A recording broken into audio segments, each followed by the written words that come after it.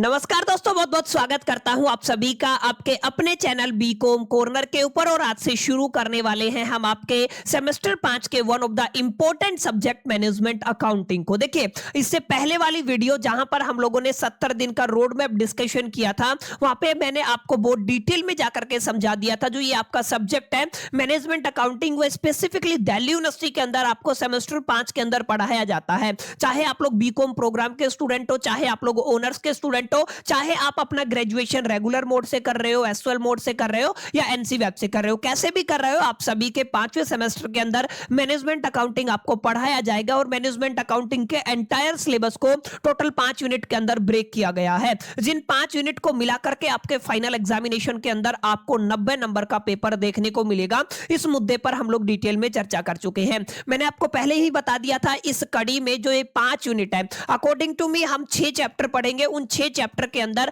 हम आपके entire syllabus को कवर कर लेंगे। काफी बच्चों को ये कंफ्यूजन है कि सर जो हमें एसएल की किताब प्रोवाइड की गई है उसके अंदर 6 चैप्टर ना होके 13 चैप्टर है, 14 चैप्टर है, 15 चैप्टर है। देखिए माय डियर फ्रेंड्स, 5 यूनिट रहेंगी, पांचों यूनिट के अंदर कुछ टॉपिक डिफाइन किए गए हैं जो हमें पढ़ने हैं। और अकॉर्डिंग टू मी हमारा जो रोड मैप रहेगा, उस रोड मैप के अकॉर्डिंग वो सारे टॉपिक हम लोग कुल मिलाकर के टोटल 6 चैप्टर के अंदर कवर कर लेंगे। तो आपको कंफ्यूज नहीं होना है। आप लोग देखेंगे जो हम लोगों ने एक चैप्टर पढ़ा है, हो सकता है वो आपकी किताब के अंदर 2-2, 3-3 या 4-4 चैप्टर तक आपको बनाए गए हो। तो आपको कंफ्यूज नहीं होना है, पूरा सिलेबस आपका सेम रहेगा। तो जिन भी बच्चों का ये कंफ्यूजन था, उम्मीद करता हूं आपका कंफ्यूजन दूर रहा होगा। आज की क्लास हम मैनेजमेंट अकाउंटिंग के अंदर पहले चैप्टर को लेकर के करेंगे। हम जो अपने चैनल के ऊपर पहला चैप्टर शुरू करने वाले हैं, that is the profit volume ratio, जिसका शॉर्ट एब्रिविएशन आप लोग पीवीआर लेके चलते हो। माने पीवीआर का मतलब क्या होगा? Profit volume ratio. इस चैप्टर को हम शुरू करेंगे। उम्मीद करता हूं इस क्लास के दरमियान आप सभी मेरे साथ आखिरी तक जरूर जुड़े रहेंगे। और अगर आपको ये कंटेंट यूजफुल लगता है तो इस वीडियो को लाइक करके अपने दोस्तों के साथ शेयर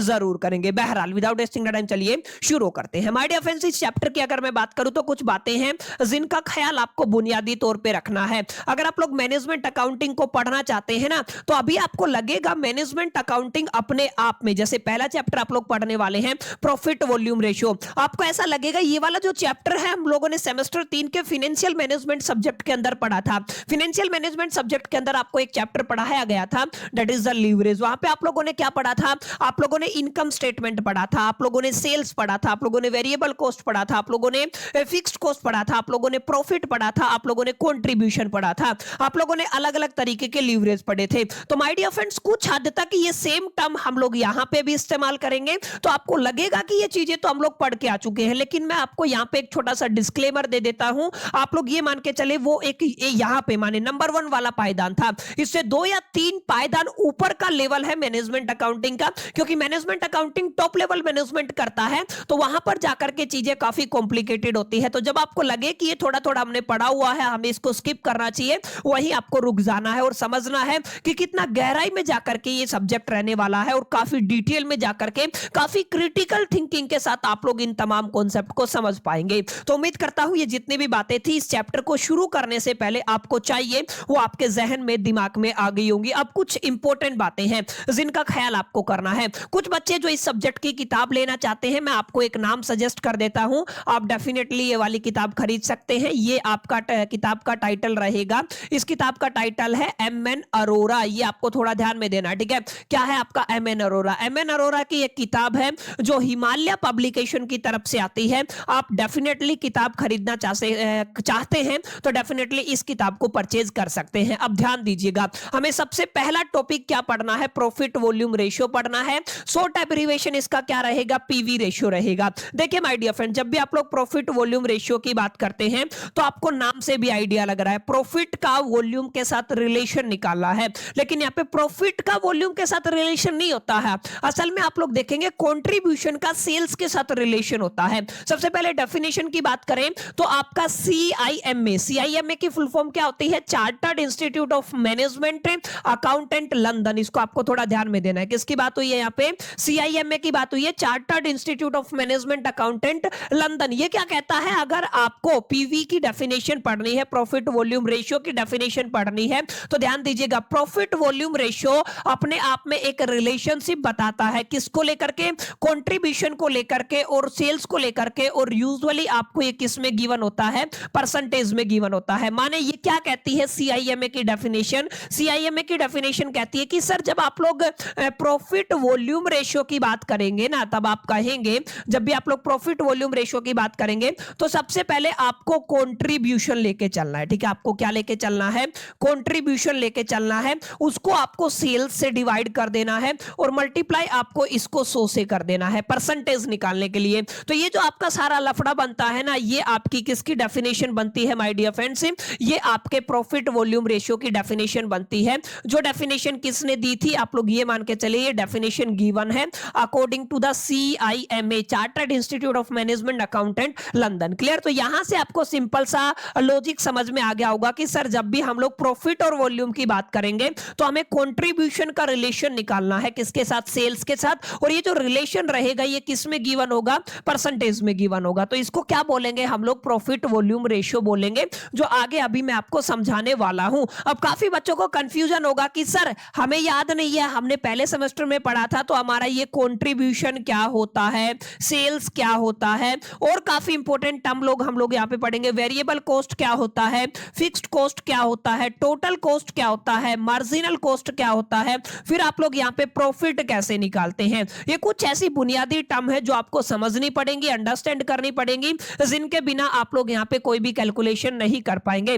तो ये तो बात आपको समझ में आ गई होगी कि एग्जैक्टली प्रॉफिट वॉल्यूम रेशियो की डेफिनेशन क्या रहने वाली है। अब मैं आपको समझाता हूं एग्जैक्टली इनकम स्टेटमेंट। देखिए आपने अपने सेमेस्टर 3 के अंदर वैसे तो इस चीज को पढ़ लिया है, लेकिन फिर भी कुछ बुनियादी तौर पे चीजें मैं आपको समझाऊंगा जो आप सभी के लिए यहां पे समझना भाई और बहनों बहुत ज्यादा जरूरी है। इस फॉर्मेट को आपको रट लेना है, अपने जहन में बैठा लेना है, क्योंकि इस फॉर्मेट के बिना आप लोग कुछ नहीं कर पाएंगे, ये आपको मान के चलना है। क्लियर? तो यहां पे अगर आप लोग ध्यान देंगे तो कुछ इंपॉर्टेंट बातें देखिए। यहां पे आप लोग क्या लिखते हैं? यहां पे ऑब्वियस सी बात है, हम लोग यहां पे क्या लिखते हैं? हम लोग यहां पे आपका अमाउंट लिख देते हैं और यहां पे हम लोग क्या लिख देते हैं? आपका पर्टिकुलर्स लिख देते हैं। ठीक है, यहां पे क्या लिख दिया? आपका पर्टिकुलर्स। काफी बच्चे पूछ रहे होंगे कि सर ये किसका फॉर्मेट है? तो ये माय डियर फ्रेंड्स आपके इनकम स्टेटमेंट का फॉर्मेट है, जो आप लोगों ने पढ़ा था अपने सेमेस्टर 3 के दरमियान। ठीक है, तो सेम आपका क्या रहेगा? इनकम स्टेटमेंट का फॉर्मेट रहेगा। लेकिन याद रखिएगा सेमेस्टर 3 के अंदर आप लोगों ने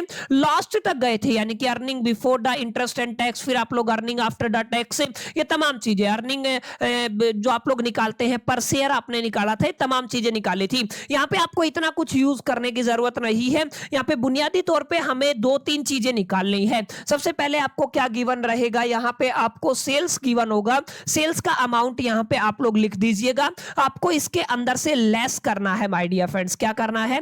लेस करना है। अब यहां पे ध्यान दीजिएगा, यहां पे जब भी कोई भी चीज मैन्युफैक्चर होती है तो उसकी कॉस्ट हम लोग लेके चलते हैं, और 2 तरीके की कॉस्ट होती है। क्या होती है? टोटल 2 तरीके की कॉस्ट होती है। पहली कॉस्ट को हम लोग कहते हैं that is the fixed cost. आप लोग किस नाम से जानते हो? इसको फिक्स्ड कॉस्ट के नाम से जानते हो। दूसरी कॉस्ट आपकी रहने वाली है that is the variable cost. तो आपको याद रखना है माय डियर फ्रेंड्स, कितने तरीके की कॉस्ट होती है? एक आपकी फिक्स्ड कॉस्ट होती है और एक आपकी वेरिएबल कॉस्ट होती है। 2 तरीके की कॉस्ट होती है। एक सामान आपको प्रिपेयर करना है। लेट अस एक सीधा सा एग्जांपल आपको देता हूं। मैं जिस स्टूडियो के अंदर रिकॉर्डिंग कर रहा हूं, इस स्टूडियो के अंदर 30 बच्चे की बैठने की कैपेसिटी है। तो आप लोग ये मान के चले, अगर मैं इस क्लासरूम के अंदर, इस स्टूडियो के अंदर 30 बच्चों को बैठा के पढ़ाऊंगा तो भी मेरे को इसका रेंट 50,000 रुपया ही देना पड़ेगा। और अगर मैं एक बच्चे को बैठा के पढ़ाऊंगा तो भी मेरे को रेंट कितना देना पड़ेगा? 50,000 रुपया देना पड़ेगा। माने कुछ ऐसी चीजें होती हैं जिनका जो कॉस्ट है वो फिक्स्ड होता है, जो बदलता नहीं है, जो प्रोडक्शन के प्रोपोर्शनेट नहीं होता है,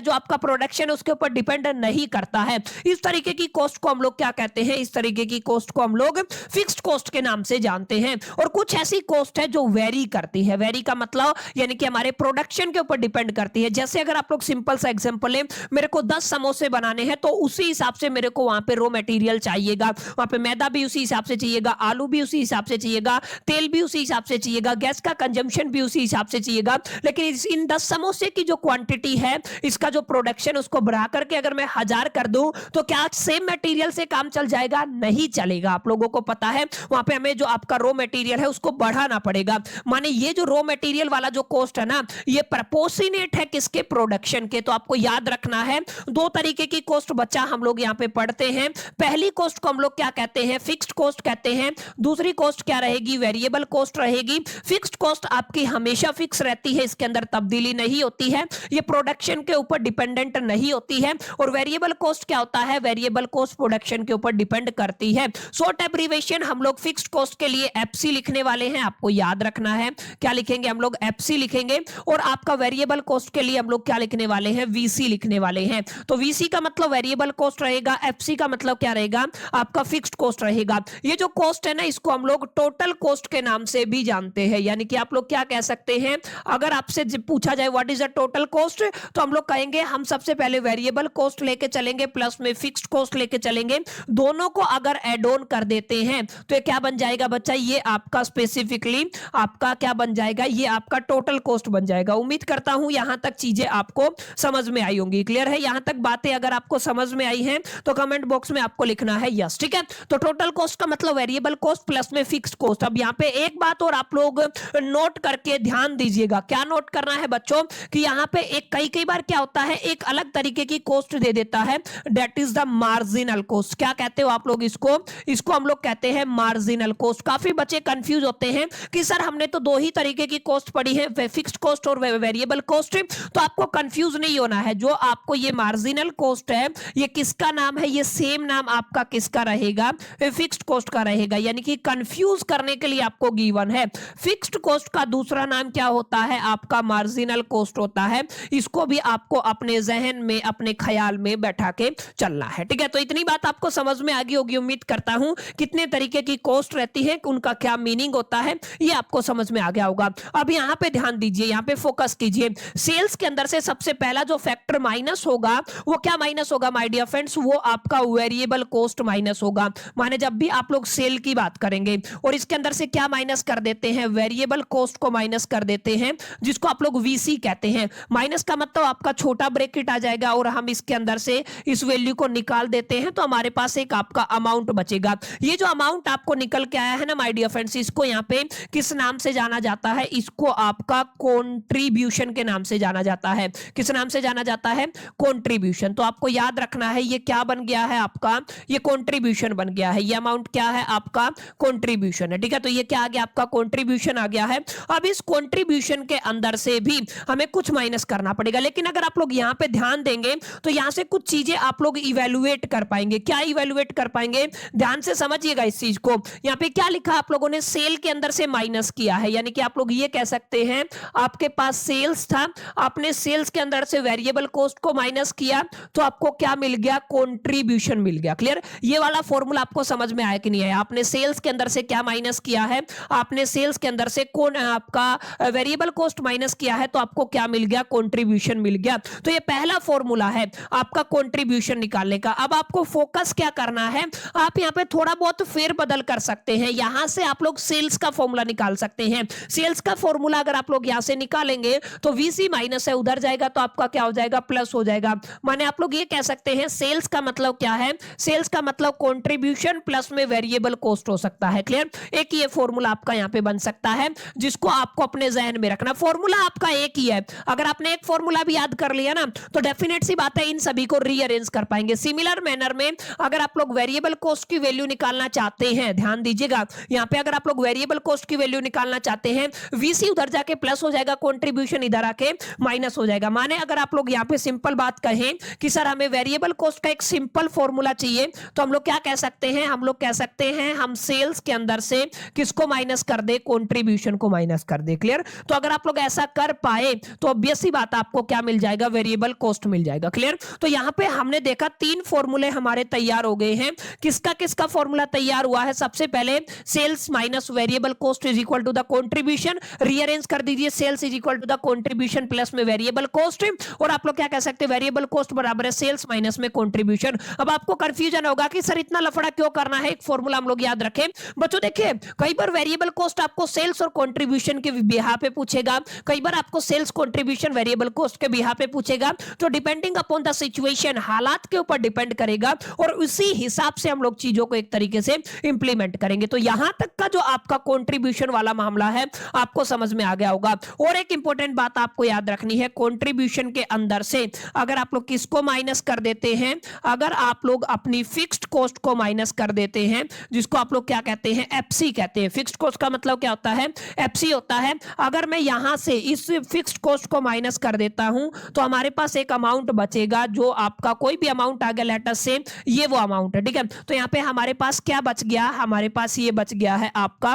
प्रॉफिट। क्लियर है, यहाँ पे क्या बच गया है, प्रॉफिट। हालांकि जब आपने सेमेस्टर 3 के अंदर इन चीजों को पढ़ा था तो वहां पे चीजें थोड़ी डिफिकल्ट क्या थी, वहां पे आप लोग earning before interest and tax निकालते थे, अर्निंग बिफोर द टैक्स निकालते थे, अर्निंग आफ्टर द टैक्स निकालते थे, इस तरीके की चीजें निकालते थे, अर्निंग पर शेयर, ईपीएस निकालते थे। यहाँ पे इतना कुछ लफड़ा आपको करने की जरूरत नहीं है, आपको डायरेक्टली यहाँ पे केवल और केवल प्रॉफिट तक जाना है। क्लियर। अगर आप लोग यहाँ पे ध्यान देंगे, इन तीनों की कैलकुलेशन में आपको सिखा चुका हूं, कुछ फॉर्मूले निकले हैं यहाँ पे। अगर आप लोग ध्यान देंगे, इन तीनों के बिहा पे भी कुछ फॉर्मूले बन सकते हैं। क्या फॉर्मूले बन सकते हैं, ध्यान दीजिएगा। आपने कंट्रीब्यूशन के अंदर से क्या माइनस किया है, फिक्स्ड कॉस्ट माइनस किया है। तो आप लोग क्या ऐसा लिख सकते हैं कि सर जो आपका कंट्रीब्यूशन है उसके अंदर से अगर आप लोग फिक्स्ड कॉस्ट माइनस करते हैं तो आपको क्या मिल जाता है, आपको प्रॉफिट मिल जाता है। क्लियर। तो ये आपका प्रॉफिट का फॉर्मूला हो गया। क्लियर। इतनी बात आपको समझ में आई या नहीं आई बताइए, यहां तक समझ में आ गया होगा, ठीक है। आपने कंट्रीब्यूशन के अंदर से क्या माइनस कर दिया है, फिक्स्ड कॉस्ट माइनस कर दिया है, तो आपको क्या मिल गया है, प्रॉफिट मिल गया है। यही तो हम लोगों ने यहां पे किया। लेकिन अगर आप लोग ध्यान देंगे, इस कंट्रीब्यूशन को क्या लिखा जा सकता है, कंट्रीब्यूशन को हम लोग लिख सकते हैं यहां पे सेल्स माइनस में वेरिएबल कॉस्ट, यानी कि यहां पे इस कंट्रीब्यूशन की जगह एक नया फॉर्मूला हम लोग बना सकते हैं। क्या बन सकता है, कंट्रीब्यूशन को रिप्लेस किया जा सकता है। किसके थ्रू रिप्लेस किया जा सकता है, आप लोग देखिए, हम अगर सेल्स के अंदर से क्या माइनस कर दे, आपका वेरिएबल कॉस्ट को माइनस कर दें, और इसके अंदर से अगर आप लोग फिक्स्ड कॉस्ट को माइनस कर देते हैं तो भी माय डियर फ्रेंड्स आपको क्या मिल जाएगा, आपको प्रॉफिट मिल जाएगा। क्लियर। ये वाला एक इंपॉर्टेंट फॉर्मूला है। तो इसी तरीके के फॉर्मूले हम लोग अपना टाइम के साथ पढ़ते रहेंगे और चीजें आपको बेटर वे में समझ में आती रहेगी। और अगर आप लोग ध्यान देंगे तो यहां पे ये भी आप लोग कह सकते हैं, जैसे अगर आपने अभी अभी प्रॉफिट पढ़ा है, क्या पढ़ा है आपने, प्रॉफिट पढ़ा है। क्लियर है। अगर आप लोग प्रॉफिट को ध्यान से देखेंगे, आपने कंट्रीब्यूशन निकाला, कंट्रीब्यूशन के अंदर सेल का रोल भी था, ठीक है। तो अगर आप लोग प्रॉफिट को यहां पे निकालना चाहते थे, ये तो हो ही गया है आपका, कंट्रीब्यूशन के अंदर से आपने फिक्स्ड कॉस्ट को माइनस किया और सेल्स माइनस में वेरिएबल कॉस्ट, ठीक है। इतना ही रहेगा। क्लियर। तो ये कुछ फॉर्मूले हैं जिनको आपको अपने जहन में रखना है। ये आपका इनकम स्टेटमेंट इतना ही रहेगा। अगर आप इन फॉर्मूलों को अंडरस्टैंड कर लेते हैं ना, तो डेफिनेटली आप लोग इजीली न्यूमेरिकल को टैकल कर पाएंगे, ठीक है। तो यहां तक आई होप कि आपको समझ में आया होगा क्या क्या चीजें मैंने आपको बताई है, क्या क्या चीजें सिखाया है। प्रॉफिट वॉल्यूम रेशियो का फॉर्मूला आपको समझ में आया, यहां पे भी मैं आपका लिख देता हूं। अब देखिए, अगर आपसे पूछा जाए आपको क्या निकालना है, पीवी रेशियो निकालना है, तो पीवी रेशियो कैसे निकलेगा, सर हमने जो कंट्रीब्यूशन निकाला है ना उसको सेल्स से डिवाइड कर देना है और परसेंटेज निकाल लेना है, 100 से मल्टीप्लाई कर देना है। अगर हम लोग ऐसा कर पाए तो हमारा क्या निकल आएगा, हमारा यहां पे आपका पीवी रेशियो निकल आएगा। हालांकि ऐसी बात नहीं है कि ये सेम बात रहेगी। इस फॉर्मूले को, कंट्रीब्यूशन को क्या लिखा जा सकता है, सेल्स माइनस में वेरिएबल कॉस्ट लिखा जा सकता है। तो इस फॉर्मूले को आगे टर्न किया जा सकता है, आगे चेंज किया जा सकता है। कैसे बदल सकते हैं, ध्यान दीजिएगा। अगर आपको प्रॉफिट वॉल्यूम रेशियो निकालना है तो आप लोग क्या कहेंगे, आप लोग कहेंगे कि सर कंट्रीब्यूशन को हम लोग लिख सकते हैं सेल्स माइनस में फिक्स्ड कॉस्ट, अपॉन में नीचे क्या आ रहा है आपका, सेल्स आ रहा है, और अब मल्टीप्लाई में कितना आ जाएगा, 100 आ जाएगा परसेंटेज के लिए। अगर हम लोग ऐसा कर पाए तो हमारे पास क्या मिल जाएगा, हमें प्रॉफिट वॉल्यूम रेशियो एक बार फिर से मिल जाएगा, लेकिन यहां पे फैक्टर बदल जाएंगे, ठीक है। चीजें वही है, फंडामेंटल वही है। अगर आपको ये फॉर्मेट आता है ना तो गांठ बांध के चलिएगा, आप किसी भी न्यूमेरिकल को बहुत इजीली टैकल कर पाएंगे, ठीक है। तो उम्मीद करता हूं यहां तक चीजें आपको समझ में आई होंगी। प्रॉफिट वॉल्यूम रेशियो की भूमिका समझ में आई, बैकग्राउंड समझ में आया, कहां से शुरुआत करनी है, कहां पे खत्म करना है, ये सारी चीजों को आपको थोड़ा जहन में रखना है। देखिए माय डियर फ्रेंड्स, कुछ इंपॉर्टेंट बातें कई बार आपको समझना होता है। समझना का मतलब you must be think rationally, कैसे पुट करना होता है, आपको एक तरीके से लॉजिक पुट करना होता है, न केवल पर्सनल लाइफ में बल्कि कई बार प्रोफेशनल लाइफ में भी चीजें काफी कॉम्प्लिकेटेड होती चली जाती है। जैसे ये आपका एक ऐसा सब्जेक्ट रहेगा जो काफी रेशनल रहेगा, माने आपको लॉजिक के ऊपर काम करना पड़ेगा। आपके टीचर ने, आपके प्रोफेसर ने या आपके भैया ने कोई एक फॉर्मूला आपको बता दिया, अब ऐसा नहीं है just like the typical mathematics जो आप लोग 10th 12th के अंदर करते थे। मोस्ट प्रोबेबली हमने क्या देखा था, हमारे पास एक फॉर्मूला था, वो हमको चिपकाना होता था, क्वेश्चन के अंदर वैल्यू निकाली और पुट कर दिया। मैनेजमेंट अकाउंटिंग के अंदर बच्चा ऐसा नहीं होता है। मैनेजमेंट अकाउंटिंग के अंदर आपको सोचना पड़ेगा, समझना पड़ेगा, एक कॉन्सेप्ट की अंडरस्टैंडिंग आपको डेवलप करनी पड़ेगी, और और ये चीजें केवल एकेडमिक जर्नी से नहीं होती है। लेट अस से कि आप लोग कहें कि जितने कितना घुमा सकते हो आप लोग, इन फॉर्मूला को कितना भी घुमा दीजिए, आपकी मर्जी है। यहाँ पे कोई आपका लिखा हुआ फॉर्मूला नहीं है, लिखा हुआ तो एक ही फॉर्मूला है, लिखा हुआ तो केवल फॉर्मेट है। इस फॉर्मेट को कैसे घुमाया जाएगा, किस तरीके का सवाल अक्सर एग्जाम में पूछा जाएगा, ये चीजें आप जब प्रैक्टिस करते हैं उस चीज से निकल के आती है। क्लियर? तो ये आपको थोड़ा ध्यान में देना है।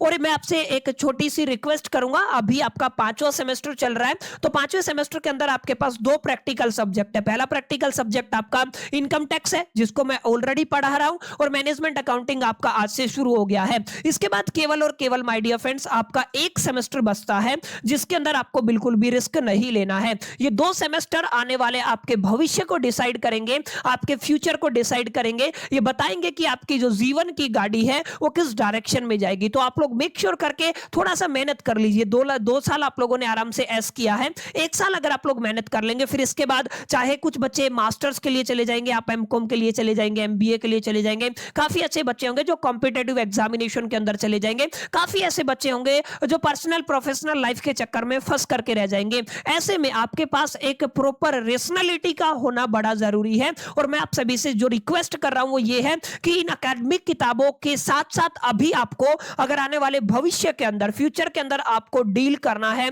कॉन्फिडेंट महसूस करना है, एक अपने कॉम्पिटिटर से थोड़ा सा डिफरेंट निकल करके चलना है, तो आपको कुछ एडिशनल किताबें पढ़नी चाहिए। मार्केट में किताबें भर भर के हैं, करोड़ों किताबें अवेलेबल हैं, एक से बढ़ के एक टॉपिक अवेलेबल है, आप लोग उन पर जरूर फोकस कीजिएगा। जैसे मैं एक किताब आपको सजेस्ट करना चाहता हूं, सजेस्ट नहीं करूंगा, from the bottom of the my heart मैं आपको यह किताब जरूर रिकमेंड करूंगा। हर एक जो ग्रेजुएशन करने वाला बच्चा है, पोस्ट ग्रेजुएशन करने वाला बच्चा है, उसको यह किताब पढ़नी चाहिए। मैंने इस किताब को करीब 20 से ज्यादा बार पढ़ा है, और किताब का टाइटल है attitude is everything, written by the Jeff Keller. आप लोग नोट कर लीजिएगा, टाइटल क्या है, attitude is everything, written by the Jeff Keller. एक ऐसी किताब जो कंप्लीटली आपके एटीट्यूड को चेंज करती है, आपके दृष्टिकोण को चेंज करती है, आपके पॉइंट ऑफ व्यू को चेंज करती है। अभी यहां पे मैं आपको थोड़ा सा उसका जिस्ट दूंगा, क्योंकि उसका इस्तेमाल आप लोग जरूर कीजिएगा। इस किताब के अंदर आपको थोड़ा सा बताया गया है कि जब भी आप लोग किसी कंक्लूजन पर पहुंचते ना, जैसे अभी आपको पढ़ना है, मान लीजिए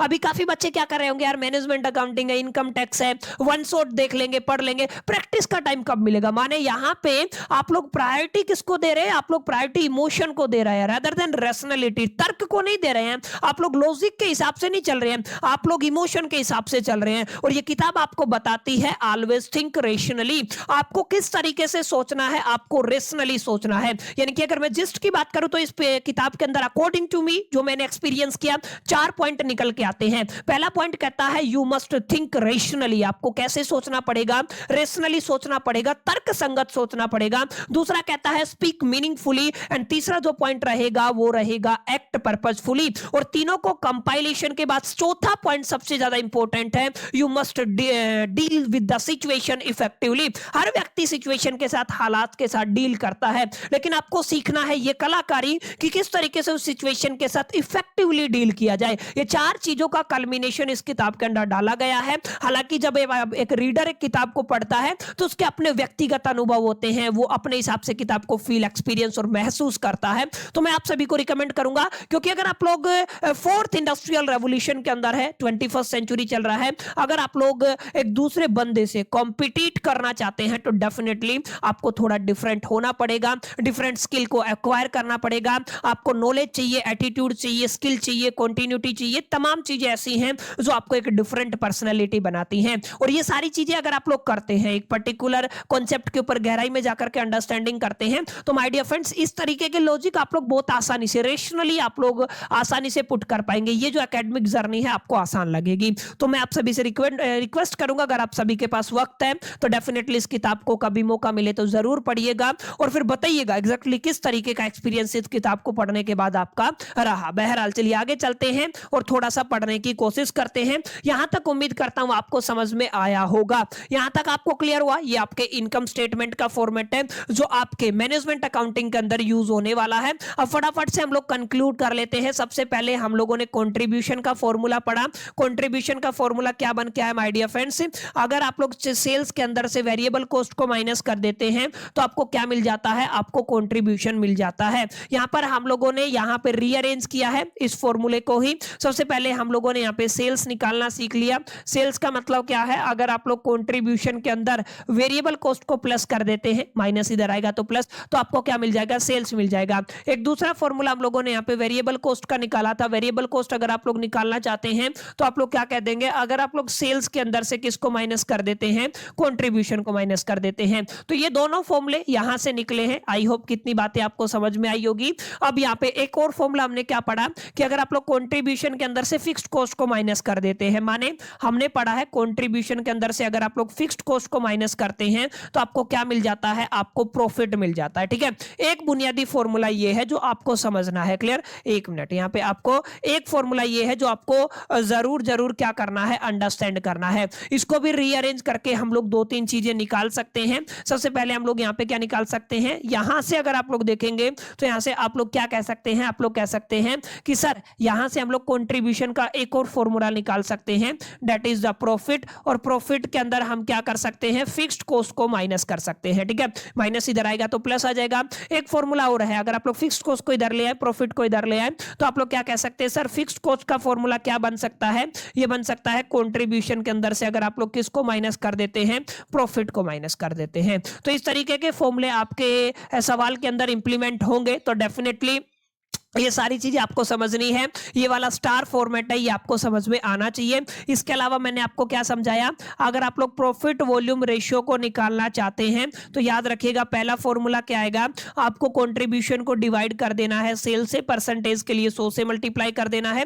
कंट्रीब्यूशन का फॉर्मूला यहाँ पे आप लोग लगा सकते हैं पीवी रेशियो के अंदर, क्या कहेंगे, पीवी रेशियो बराबर है कंट्रीब्यूशन का एक फॉर्मूला तो हमारे पास ही आया था, क्या, अगर आप लोग सेल्स के अंदर से अगर आप लोग वेरिएबल कॉस्ट को माइनस कर देते हैं तो आपका क्या बन जाता है, कंट्रीब्यूशन बन जाता है। अभी अभी हमने कंट्रीब्यूशन का एक और फॉर्मूला पढ़ा है, प्रॉफिट प्लस में फिक्स्ड कॉस्ट, यानी कि आप लोग क्या कह सकते हैं, आप लोग यहां पे ये बात भी कह सकते हैं कि सर अगर हमें यहां पे प्रॉफिट वॉल्यूम रेशियो निकालना है फिक्स्ड कॉस्ट की टर्म में, तो हम क्या कहेंगे, फिक्स्ड कॉस्ट का हमें लफड़ा नहीं लेके चलना है, यहां पे हम लोग कोशिश करेंगे फिक्स्ड कॉस्ट से बचे, वेरिएबल कॉस्ट का जिक्र होगा। ठीक है, तो यहां तक आपको समझ में आया होगा, बातें यहां तक क्लियर रही होंगी, ये तमाम फॉर्मूले आपको अंडरस्टैंड हो गए होंगे। अब यहां पे देखिएगा ये सारी बातें मैंने कंक्लूड करके यहां पे लिखी हुई है। सबसे पहला फॉर्मूला क्या है, कंट्रीब्यूशन का। कंट्रीब्यूशन का क्या फॉर्मूला है, सेल्स माइनस में वेरिएबल कॉस्ट, ये अभी अभी हमने पढ़ा है। पीवी रेशियो का फॉर्मूला क्या है, पीवी रेशियो का फॉर्मूला है कंट्रीब्यूशन अपॉन सेल्स मल्टीप्लाई में। सो अगर आप लोग ध्यान देंगे, it tells us how much contribution per rupees of A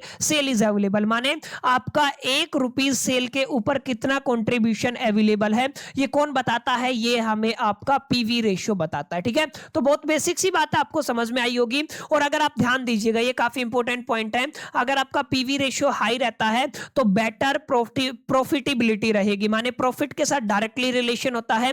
profit volume ratio ज्यादा उतना ज्यादा प्रॉफिट, प्रॉफिट वॉल्यूम रेशियो जितना कम उतना कम प्रॉफिट। ठीक है, इसको अलग अलग नामों से जाना जाता है, कंट्रीब्यूशन सेल्स रेशियो के नाम से जानता है, जिसका शॉर्ट एब्रिविएशन सीएस रेशियो रहेगा। इसको मार्जिनल इनकम रेशियो के नाम से भी जाना जाता है, ये आपको थोड़ा ध्यान में देना। माने अगर आप लोग इसको क्या लिखना चाहते हैं, आप लोग पीवी रेशियो कह सकते हैं इसको। ठीक है, इसको पीवी एनालिसिस भी कहा जाता है, काफी यूनिवर्सिटी के अंदर प्रॉफिट वॉल्यूम एनालिसिस के नाम से भी इसको पढ़ाया जाता है। काफी किताबों के अंदर इसको क्या है, कंट्रीब्यूशन सेल्स रेशियो के नाम से भी पढ़ाया जाता है। और काफी यूनिवर्सिटीज के अंदर इसको मार्जिनल इनकम, क्या कहेंगे आप लोग, इसको मार्जिनल इनकम रेशियो के नाम से भी पढ़ाया जाता है। तो आपको कंफ्यूज नहीं होना, ये सारे नाम एक ही हैं, किसके हैं, ये आपके सारे नाम आपके प्रॉफिट वॉल्यूम रेशियो के हैं। क्लियर, तो यहां तक आपको समझ में आया होगा। अब यहां पे देखिएगा, ये फॉर्मूले तो मैं आपको करवा चुका हूं, क्या, प्रॉफिट वॉल्यूम रेशियो के अंदर सबसे पहला formula contribution sales multiply by 100, profit volume ratio के अंदर सेल्स माइनस में वेरिएबल कॉस्ट अपॉन में सेल्स मल्टीप्लाई बाय 100, ये थोड़ा डिफरेंट है। प्रॉफिट वॉल्यूम रेशियो के अंदर आप लोग ध्यान दीजिएगा, आपको क्या करना है, प्रॉफिट अपॉन में सेल्स, यानी कि डेल्टा लगा हुआ, ये जो शब्द है ना, ये जो डेल्टा, इसको क्या बोलते हैं आप लोग, डेल्टा, याद रखिएगा क्या बोलते हैं आप लोग, डेल्टा। अगर कोई बच्चा commerce background, non commerce background का था 12th में, तो उसको पता होगा, फिजिक्स के अंदर, केमिस्ट्री के अंदर इसका इस्तेमाल हम लोग करते हैं। ठीक है, डेल्टा किसको रिप्रेजेंट करता है, चेंज को, और ऑलमोस्ट ये बिगर चेंज को, खैर इतना आपको डिटेल में नहीं जाना है, ये किसको रिप्रेजेंट करता है, चेंज को। प्रॉफिट के अंदर जितना चेंज हुआ, सेल्स के अंदर जितना चेंज हुआ, मल्टीप्लाई में कितना कर देना है, 100। देखिए अगर आप लोग ध्यान दीजिएगा, यहाँ पे तो कंट्रीब्यूशन का लफड़ा है, यहाँ पे केवल और केवल आप लोग प्रॉफिट के बिहा पे और सेल्स के बिहा पे क्या कैलकुलेट कर सकते हैं, प्रॉफिट वॉल्यूम रेशियो को कैलकुलेट कर कर सकते हैं। एक छोटा सा फॉर्मूला और आपको याद रखना है, वेरिएबल कॉस्ट के बिहा पे अगर आपको कंट्रीब्यूशन निकालना है, माने अगर आपसे पूछा जाए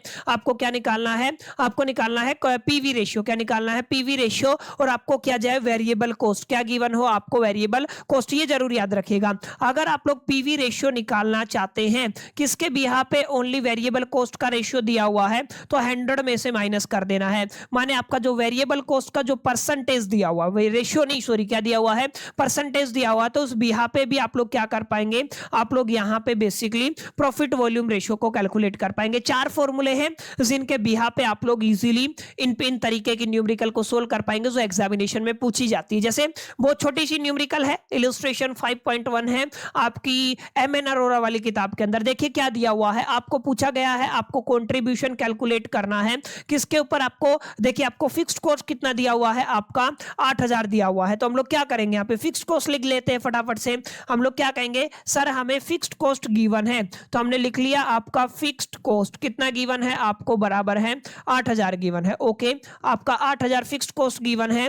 आगे क्या गिवन है, आपको प्रॉफिट भी गिवन है, तो आप लोग क्या कहेंगे, प्रॉफिट बराबर है कितना है आपका 5600, तो 5600 आपका प्रॉफिट गिवन है। आपसे पूछा क्या गया है, आपसे पूछा गया है आपको क्या कैलकुलेट करना है, कंट्रीब्यूशन कैलकुलेट करना है। ठीक है, तो अब याद रखिएगा कंट्रीब्यूशन का क्या फॉर्मूला था बताइए, और चेक कीजिए कंट्रीब्यूशन का क्या फॉर्मूला था जिसके बिहा पे आप लोग इसको कैलकुलेट कर पाएंगे। पीछे चलते हैं और यहाँ पे आप लोग देखिएगा ये प्रॉफिट आपको गिवन है और आपको क्या गिवन है, फिक्स्ड कॉस्ट है। अगर आप लोग ध्यान देंगे तो यहाँ पे मैंने करवाया था, अगर आपको कंट्रीब्यूशन निकालना है तो प्रॉफिट के अंदर क्या ऐड कर देंगे, फिक्स्ड कॉस्ट ऐड कर देंगे। माने आप लोग क्या कह सकते हैं, प्रॉफिट के अंदर अगर आप लोग फिक्स्ड कॉस्ट ऐड कर देते हैं तो आपका कंट्रीब्यूशन निकल आएगा। माने यहाँ पे कंट्रीब्यूशन की वैल्यू क्या बनेगी, कंट्रीब्यूशन बराबर है 8 और 5 13, 13600 आ जाएगा। क्लियर, कितना बनेगा आपका 13600। सिंपल, बहुत आसान सा पार्ट था, उम्मीद करता हूं समझ में आया होगा। इजी है, फॉर्मूला अगर आपको याद है ना तो आप लोग इजीली इसको सोल्व कर पाएंगे। ठीक है, और ऐसे ऐसे सवाल 15 नंबर के लिए पूछे जाते हैं, डोंट टेक इट इजी, आपको थोड़ा ध्यान समझना है। आगे क्या दिया हुआ है, वेरिएबल कॉस्ट दिया हुआ है, तो वेरिएबल कॉस्ट को डायरेक्ट लिख दूं वीसी से।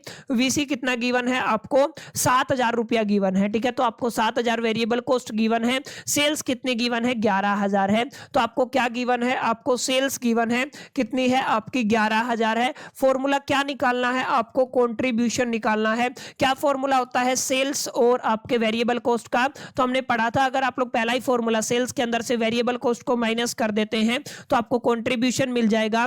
माने हम लोग क्या कह सकते हैं, हम लोग ये कह सकते हैं sales is equal to sorry contribution is equal to the sales की वैल्यू हमारे पास 11000 है, माइनस में वेरिएबल कॉस्ट की वैल्यू हमारे पास 7000 है, और अगर आप लोग 11 में से 7 जाएगा तो कितना बचेगा 4000, तो आपका कितना आ जाएगा 4000 क्या आ गया आपका कंट्रीब्यूशन। ठीक है, तो इस तरीके के सवाल अक्सर एग्जाम में पूछे जाते हैं, आपको ज्यादा इसको लेकर के टेंस नहीं होना है, सिंपल है, फॉर्मूला याद है तो आप लोग इजीली अप्लाई कर पाएंगे। एक और सवाल है, स्कोर करते हैं, ये आखिरी सवाल है, ज्यादा लंबा फर्स्ट पार्ट को नहीं खींचेंगे, सेकंड क्लास के अंदर थोड़ा डिटेल में जाकर के काफी इंटरेस्टिंग आर्टिकल को पढ़ेंगे। तो आज आप लोग इस चैप्टर इस लेक्चर को बार बार देखिएगा, काफी चीजें हैं जो आपको हेल्प करेंगे अपकमिंग लेक्चर के अंदर। अब चलिए पहला सवाल क्या कहता है, पहला सवाल कहता है आपको पीवी रेशियो कैलकुलेट करना है, आपको वेरिएबल कॉस्ट गिवन है 60 रुपया, कंट्रीब्यूशन गिवन है 40 रुपया। ध्यान दीजिएगा आपको क्या क्या गिवन है, वेरिएबल कॉस्ट कितना गिवन है 60 है, कंट्रीब्यूशन कितना गिवन है आपको 40 है। अगर आपको याद हो कंट्रीब्यूशन और वेरिएबल कॉस्ट के अंदर एक रिलेशन होता है, दैट इज अ कंट्रीब्यूशन बराबर है, हमने पढ़ा था सेल्स और माइनस में क्या होता है वेरिएबल कॉस्ट होता है। कंट्रीब्यूशन की वैल्यू कितनी है 40 है, सेल्स की वैल्यू हमारे पास है नहीं, और वेरिएबल कॉस्ट की वैल्यू कितनी है 60 है। माइनस वाली डिजिट इधर आएगी तो प्लस 40 प्लस 60 कितना हो गया 100 हो जाएगा, माने सेल्स की वैल्यू कितनी है 100। ठीक है, तो यहां से हमारा एक काम हो गया, सेल्स कितना है 100 है, कंट्रीब्यूशन कितना है 40 है, वेरिएबल कॉस्ट कितना है आपका 60 है। सवाल के अंदर पूछा क्या गया है, सर आप लोगों को क्या कैलकुलेट करना है, प्रॉफिट वॉल्यूम रेशियो कैलकुलेट करना है। कैसे करोगे बताइए, प्रॉफिट वॉल्यूम रेशियो बराबर है कंट्रीब्यूशन अपॉन में सेल्स मल्टीप्लाई बाय 100, ऐसे ही तो करते हैं। कंट्रीब्यूशन कितना है 40 है, सेल्स कितना है 100 है, और मल्टीप्लाई में कितना है आपका 100 है। 100 से 100 कैंसिल हो जाएगा, कितना आ गया 40% आ गया। तो यहाँ पे ध्यान दीजिएगा आपका प्रॉफिट वॉल्यूम रेशियो कितना है 40% है। तो पहला पार्ट बहुत इजीली आप लोग क्या कर पाएंगे, सोल्व कर पाएंगे, ठीक है। तो अगर आप लोग सेकंड पार्ट को पढ़ते हैं माय डियर फ्रेंड्स, तो सेकंड पार्ट को अगर आप लोग पढ़ेंगे तो आपको काफी हद तक क्लैरिटी होगा। सेकंड पार्ट क्या कहता है ध्यान दीजिएगा, सेकंड पार्ट भी बिल्कुल आसान है, इसको हटा देता हूं मैं यहां से, ठीक है। सेकंड पार्ट में क्या कह रहा है, इसको भी हटा देता हूं, दैट्स इट, ठीक है। इसको भी हम लोग क्या करते हैं, हटा देते हैं। अब ध्यान दीजिएगा सेकंड पार्ट क्या कहता है, ओहो हो, एक मिनट, सेकंड पार्ट पढ़िए। सेकंड पार्ट क्या कहता है, सेल्स आपको कितना गिवन है 20 है, ठीक है। तो यहाँ पे आप लोग लिख लीजिएगा सेल्स की वैल्यू कितनी गिवन है आपको 20 गिवन है। आगे क्या गिवन है, वेरिएबल कॉस्ट आपको कितना गिवन है 15 गिवन है। तो अगर आप लोग ध्यान देंगे वेरिएबल कॉस्ट कितना गिवन है 15 गिवन है, दोनों के बीच में रिलेशन होता है कंट्रीब्यूशन बराबर है सेल्स और माइनस में क्या होता है वेरिएबल कॉस्ट। सेल्स की वैल्यू कितनी होती है 20 माइनस में 15 बराबर कितना आ गया 5, माने हमारे पास कंट्रीब्यूशन कितना आ गया है 5 रुपीज आ गया है। अब इसके बिहा पे आप लोग प्रॉफिट वॉल्यूम रेशियो निकाल सकते हैं। क्या होता है profit volume ratio, contribution upon sales multiply में कितना आ जाएगा 100, कंट्रीब्यूशन 5 का है, सेल्स कितने का है आपका 20 का है, और मल्टीप्लाई में आपका कितना हो जाएगा 100, ठीक है। यहाँ पे कैंसिल हो जाएगा, 5 पे चला जाएगा, 5 5 25 हो जाएगा, कितना परसेंटेज बन जाएगा 25%। तो कितना कंट्रीब्यूशन सॉरी आपका प्रॉफिट वॉल्यूम रेशियो आया 25%, ठीक है। तो निकाल सकते हैं, उम्मीद करता हूं बहुत आसान है, यहां तक आपको चीजें समझ में भी आ रही होंगी, ठीक है। कोई ज्यादा आपको यहाँ पे डिफिकल्ट रॉकेट साइंस देखने को नहीं मिलेगा, बहुत आसान चीजें हैं। उम्मीद करता हूं यहां तक आपको एक बेटर क्लैरिटी मिला होगा। चलिए अगला सवाल करते हैं, अगला पार्ट है आपका पार्ट नंबर 3, इसको हटा देते हैं एक बार और पार्ट नंबर 3 को सोल्व करते हैं, ताकि आपको भी एक कॉन्फिडेंस बिल्ड हो कि यस इन सवालों को बहुत इजीली क्या किया जा सकता है, सोल्व किया जा सकता है। अरे हट जा, चलिए पढ़ा रहने दो, ठीक है। चलिए पार्ट नंबर 3 करते हैं। पार्ट नंबर 3 क्या कहता है, पार्ट नंबर 3 के अंदर आपको सेल्स के सॉरी आपका क्या दिया हुआ है, ratio of a variable cost to the sales. ध्यान दीजिएगा ratio of variable cost to the sales, ठीक है ना। क्या गिवन है आपको, ratio of variable cost to sales given है, ठीक है। कितना गिवन है, आई थिंक आपको कितना गिवन है 84% गिवन है। और मैंने आपको बताया था अगर आपको प्रॉफिट वॉल्यूम रेशियो निकालना है पीछे अभी क्लास के अंदर, अगर आपका इस तरीके का सीनेरियो, तो आपको फॉर्मूला लगा देना है, जो वीसी का परसेंटेज है उसको 100 के अंदर से माइनस कर देना है। 100% कितना गिवन है 84, तो करीब करीब 16% आपका आंसर आ जाएगा, ठीक है। तो आप लोग क्या कहेंगे, ये क्या आ गया प्रॉफिट वॉल्यूम रेशियो, ठीक है। तो ये आपका सिंपल है, डायरेक्टली फॉर्मूले के ऊपर डिपेंड करता है, ठीक है। जो अभी अभी मैंने आपको फॉर्मूला कराया ना, जैसे यहाँ पे मैंने आपको कराया था, देखिए ये वाला सेम फॉर्मूला है, ठीक है, यही मैंने आपको अप्लाई किया है। तो इसी तरीके से आप लोग इस तरीके के सवाल को क्या करेंगे, सोल्व कर पाएंगे। अच्छा मेरे को आपको बताना है कमेंट के अंदर कि एग्जैक्टली आपका जो ये वाला पार्ट है, कौन सा पार्ट है आपका, पार्ट नंबर 4 का आंसर क्या आएगा, क्योंकि यहाँ पे एक पार्ट आपका डिफरेंट है जो मुझे ही करवाना पड़ेगा, that is the last part, जिसको हम लोग क्या कह रहे हैं लास्ट पार्ट। लास्ट पार्ट के अंदर थोड़ा सा हमें एक इंपॉर्टेंट फॉर्मूला अप्लाई करना होता है, जिसके बिना आप लोग यहाँ पे चीजों को नहीं कर पाएंगे, तो आप लोगों को थोड़ा ध्यान में देना, ठीक है। क्या है आपका लास्ट पार्ट, लास्ट पार्ट है 2 साल की सेल गिवन है, जैसे एक अलग पेज ले लेता हूं मैं, आपको ईयर 1 और ईयर 2 गिवन है, तो हम लोग क्या लिख देंगे, आपका यहाँ पे क्या है, आपका ईयर फर्स्ट है और यहाँ पे क्या गिवन है, ईयर 2 है। पीछे क्या क्या गिवन है, सेल्स गिवन है, प्लस में क्या गिवन है, टोटल कॉस्ट गिवन है। तो आप लोग ऊपर क्या लिख देंगे, सबसे पहले आप लोग सेल्स लिख देंगे और फिर क्या लिख देंगे, आप लोग टोटल कॉस्ट लिख देंगे, ठीक है। अब सेल्स कितनी कितनी है, देखिए एक में 50,000 है, एक में 60,000 है, तो यहाँ पे आप लोग पहले साल के दरमियान कितनी सेल्स आपकी 50,000 है, फिर कितनी है आपकी 60,000 है, क्लियर है। अगर आप लोग ध्यान देंगे टोटल कॉस्ट कितना है आपका, एक में 40 है, एक में 45 है, तो हम लोग क्या करेंगे 40,000 लिख देंगे और क्या लिख देंगे आपका 45,000 लिख देंगे, तो ये आपका टोटल कॉस्ट आ गया, ठीक है। सवाल क्या है, सवाल है सर पीवी रेशियो निकालिए, ठीक है। अब यहाँ पे मुद्दा ये है कि पीवी रेशियो के लिए आपका क्या होना जरूरी है, कंट्रीब्यूशन होना जरूरी है, ठीक है। क्या होना जरूरी है, कंट्रीब्यूशन होना जरूरी है या वेरिएबल कॉस्ट होना जरूरी है। लेकिन यहां पे तो टोटल कॉस्ट दिया हुआ है, टोटल कॉस्ट का मतलब यहां पे ऐड करके दिया हुआ है फिक्स्ड कॉस्ट प्लस में वेरिएबल कॉस्ट, और कोई चारा नहीं है इसको रेक्टिफाई करने का। लेकिन अगर आपको याद हो तो एक फॉर्मूला मैंने और बताया था प्रॉफिट वॉल्यूम रेशियो को निकालने का, वो क्या था आपका, सर चेंज इन प्रॉफिट निकाल लीजिए, ठीक है ना, और आपको नीचे किससे डिवाइड कराना है, आपको चेंज इन सेल्स से कराना, ठीक है, आपको क्या कराना है, चेंज इन सेल्स से कराना है, परसेंटेज निकाल लीजिए। प्रॉफिट कैसे निकलता है ध्यान दीजिएगा, यहाँ पे अगर आप लोग सेल्स की बात करते हैं, सेल्स में कितना चेंज आया है, सेल्स में है 50 और 60 के अंदर कितने का चेंज आ गया, 10,000 का चेंज आ गया, ठीक है, तो चेंज इन सेल्स तो हमने निकाल लिया। अब प्रॉफिट के अंदर कितना चेंज हुआ है, ये टोटल कॉस्ट इतना लगा, सेल्स इतना हुआ है, 50 में से 40 गया तो कितना बचेगा आपका, टोटल बचेगा आपका 10,000, ठीक है, तो यहाँ पे कितने का हो गया, 10,000 का हो गया है। अगर 60 में से 45 गया तो कितना आ जाएगा, 15,000 हो गया है, ठीक है, तो ये आपका प्रॉफिट निकल आया। क्या निकल आया माय डियर फ्रेंड्स, आपका प्रॉफिट निकल आया है। और इस प्रॉफिट का चेंज हमें निकालना है, 10 से 15 कितने का चेंज आया है, 5,000 का चेंज आया है, तो हमारा चेंज इन प्रॉफिट कितना आ गया, 5,000 आ गया है। यानी कि हम लोग क्या कहेंगे, चेंज इन प्रॉफिट सर हमारा 5,000 आया है, ठीक है, और चेंज इन सेल्स हमारा कितना आया था, 10,000 आया सर, ठीक है, मल्टीप्लाई में कितना करना है, 100 करना है। इन 3 जीरो से 3 जीरो आप कैंसिल कर दीजिए, 1 जीरो से 1 जीरो कैंसिल कर दीजिए, 10 को 5 से मल्टीप्लाई कर दीजिए, कितना आ जाएगा आपका 50 आ जाएगा। कितना परसेंटेज आया, 50% आया, ठीक है, यानी कि आप लोग क्या कहेंगे, profit volume ratio is equal to the कितना आ गया, 50%। तो काफी इंपॉर्टेंट सवाल है, 15 नंबर में ऐसे सवाल अक्सर एग्जामिनेशन के अंदर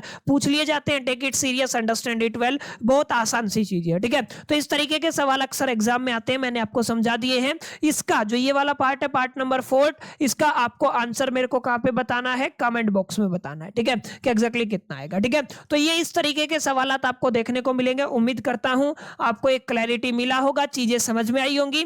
अगर आपको पीडीएफ चाहिए तो कमेंट कर दीजिएगा, मैं आपको पीडीएफ लिंक डिस्क्रिप्शन बॉक्स में टीम को क्या क्या अवेलेबल करा दूंगा, ठीक है। बाकी ये आपका पहला लेक्चर था, इंट्रोडक्शन लेक्चर था, मैंने कोशिश की है चीजों को बेटर वे में समझाने की। फिर भी आपको लेक्चर के अंदर कोई कमी महसूस होती है तो आप कमेंट कीजिए करिए, ताकि उन चीजों को मैं अगले लेक्चर के दरमियान सुधार सकूं। अगर आपको लेक्चर पसंद आया तो प्यारा सा कमेंट कर दीजिएगा, वीडियो को लाइक करके अपने दोस्तों के साथ शेयर जरूर कर दीजिएगा। पहली दफा चैनल पे आए हैं तो सब्सक्राइब करके बेल आइकन को जरूर प्रेस कर लीजिएगा। जितने भी लोग मेरे साथ इस सेशन के दरमियान आखिरी तक जुड़े रहे, आप सभी का तहे दिल से शुक्रिया। चलिए अगले पार्ट के अंदर मिलते, जब तक के लिए कीप लर्निंग।